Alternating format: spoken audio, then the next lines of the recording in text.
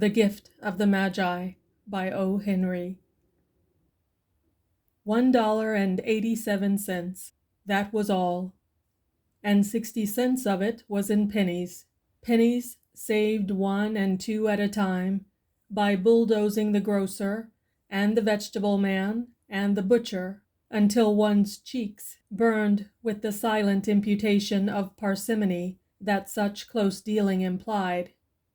3 times Della counted it, $1.87, and the next day would be Christmas. There was clearly nothing to do but flop down on the shabby little couch and howl. So Della did it, which instigates the moral reflection that life is made up of sobs, sniffles, and smiles, with sniffles predominating. While the mistress of the home is gradually subsiding from the first stage to the second, take a look at the home. A furnished flat at $8 per week. It did not exactly beggar description, but it certainly had that word on the lookout for the mendicancy squad. In the vestibule below was a letter box into which no letter would go, and an electric button from which no mortal finger could coax a ring. Also appertaining thereunto was a card bearing the name Mr. James Dillingham Young. The Dillingham had been flung to the breeze during a former period of prosperity when its possessor was being paid $30 per week. Now, when the income was shrunk to $20, though they were thinking seriously of contracting to a modest and unassuming D, but whenever Mr. James Dillingham Young came home and reached his flat above, he was called Jim, and greatly hugged by Mrs. James Dillingham Young, already introduced to you as Della, which is all very good. Della finished her cry and attended to her cheeks with the powder rag. She stood by the window and looked out dully at a gray cat walking a gray fence in a gray backyard. Tomorrow would be Christmas, and she had only $1.87 with which to buy Jim a present. She had been saving every penny she could for months with this result. $20 a week doesn't go far. Expenses had been greater than she had calculated. They always are. Only $1.87 to buy a present for Jim, her Jim. Many a happy hour she had spent planning for something nice for him, something fine and rare and sterling, something just a little bit near to being worthy of the honor of being owned by Jim. There was a pier glass between the windows of the room. Perhaps you have seen a pier glass in an $8 flat. A very thin and very agile person may, by observing his reflection in a rapid sequence of longitudinal strips, obtain a fairly accurate conception of his looks. Della, being slender, had mastered the art. Suddenly she whirled from the window and stood before the glass. Her eyes were shining brilliantly, but her face had lost its color within 20 seconds. Rapidly she pulled down her hair and let it fall to its full length. Now, there were 2 possessions of the James Dillingham Youngs in which they both took a mighty pride. One was Jim's gold watch that had been his father's and his grandfather's. The other was Della's hair. Had the Queen of Sheba lived in the flat across the air shaft, Della would have let her hair hang out the window some day to dry, just to depreciate Her Majesty's jewels and gifts. Had King Solomon been the janitor, with all his treasures piled up in the basement, Jim would have pulled out his watch every time he passed, just to see him pluck at his beard from envy. So now Della's beautiful hair fell about her, rippling and shining like a cascade of brown waters. It reached below her knee and made itself almost a garment for her, and then she did it up again nervously and quickly. Once she faltered for a minute and stood still while a tear or 2 splashed on the worn red carpet. On went her old brown jacket. On went her old brown hat, with a whirl of skirts and with the brilliant sparkle in her eyes, she fluttered out the door and down the stairs to the street. Where she stopped, the sign read, Madame Sofronie, hair goods of all kinds. One flight up, Della ran and collected herself, panting. Madame, large, too white, chilly, hardly looked the Sofronie. "Will you buy my hair?" asked Della. "I buy hair," said Madame. "Take your hat off, and let's have a sight at the looks of it." Down rippled the brown cascade. $20, said Madame, lifting the mass with a practiced hand. "Give it to me quick," said Della. Oh, and the next 2 hours tripped by on rosy wings. Forget the hashed metaphor. She was ransacking the stores for Jim's present. She found it at last. It surely had been made for Jim and no one else. There was no other like it in any of the stores, and she had turned all of them inside out. It was a platinum fob chain, simple and chaste in design, properly proclaiming its value by substance alone and not by meretricious ornamentation, as all good things should do. It was even worthy of the watch. As soon as she saw it, she knew that it must be Jim's. It was like him, quietness and value. The description applied to both. $21 they took from her for it, and she hurried home with the 87 cents.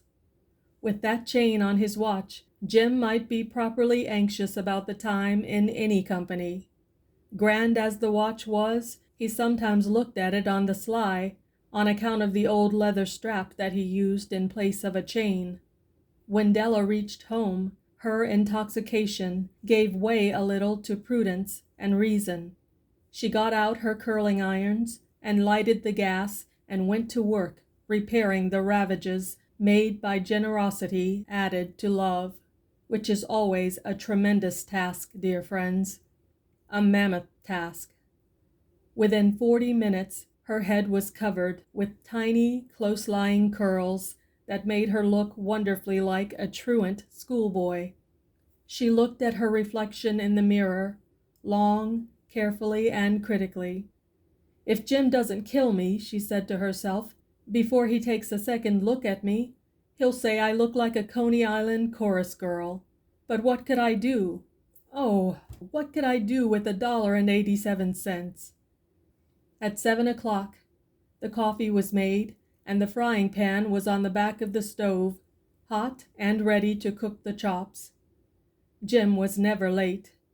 Della doubled the fob chain in her hand and sat on the corner of the table, near the door that he always entered. Then she heard his step on the stair, away down on the first flight, and she turned white for just a moment. She had a habit of saying a little silent prayer about the simplest everyday things, and now she whispered, "Please, God, make him think I am still pretty." The door opened, and Jim stepped in and closed it. He looked thin and very serious. Poor fellow, he was only 22, and to be burdened with a family. He needed a new overcoat, and he was without gloves. Jim stopped inside the door, as immovable as a setter at the scent of quail. His eyes were fixed upon Della, and there was an expression in them that she could not read, and it terrified her. It was not anger, nor surprise, not disapproval, nor horror, nor any of the sentiments that she had been prepared for. He simply stared at her fixedly, with that peculiar expression on his face. Della wriggled off the coffee table and went for him. "Jim, darling," she cried, "don't look at me that way. I had my hair cut off and sold because I couldn't have lived through Christmas without giving you a present. It'll grow out again. You won't mind, will you? I just had to do it. My hair grows awfully fast. Say Merry Christmas, Jim, and let's be happy. You don't know what a nice, What a beautiful, nice gift I've got for you." "You've cut off your hair?" asked Jim laboriously, as if he had not arrived at that patent fact yet, even after the hardest mental labor. "Cut it off and sold it," said Della. "Don't you like me just as well, anyhow? I'm me without my hair, ain't I?"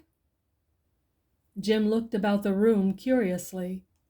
"You say your hair is gone," he said, with an air almost of idiocy. "You needn't look for it," said Della. "It's sold, I tell you. Sold and gone, too. It's Christmas Eve, boy. Be good to me, for it went for you.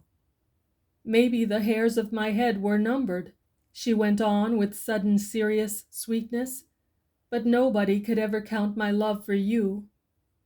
Shall I put on the chops, Jim?" Out of his trance, Jim seemed quick to wake. He enfolded Della. "For 10 seconds, let us regard, with discreet scrutiny, some inconsequential object in the other direction. $8 a week or $1,000,000 a year. What is the difference? A mathematician or a wit would give you the wrong answer. The Magi brought valuable gifts, but that was not among them. This dark assertion will be illuminated later on. Jim drew a package from his overcoat pocket and threw it upon the table. "Don't make any mistake, Dell," he said, "about me.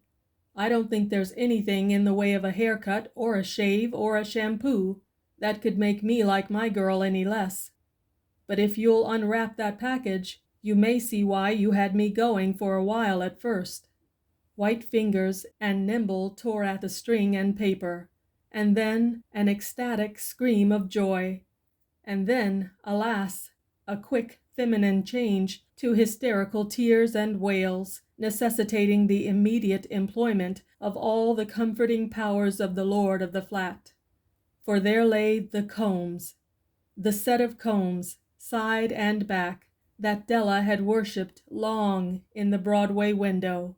Beautiful combs, pure tortoiseshell, with jeweled rims, just the shade to wear in the beautiful vanished hair.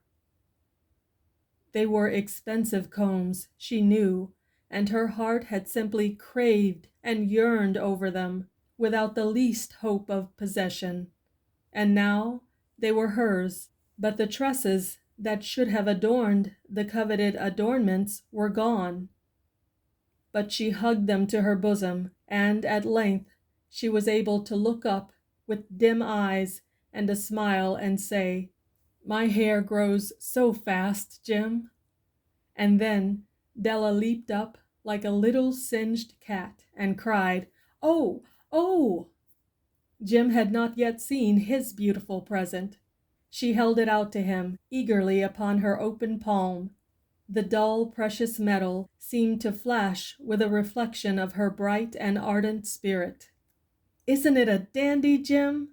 I hunted all over town to find it. You'll have to look at the time 100 times a day now. Give me your watch. I want to see how it looks on it." Instead of obeying, Jim tumbled down on the couch and put his hands under the back of his head and smiled. "Dell," he said, "let's put our Christmas presents away and keep 'em a while. They're too nice to use just at present. I sold the watch to get the money to buy your combs. And now, suppose you put the chops on."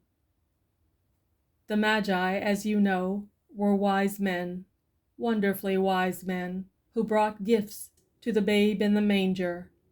They invented the art of giving Christmas presents.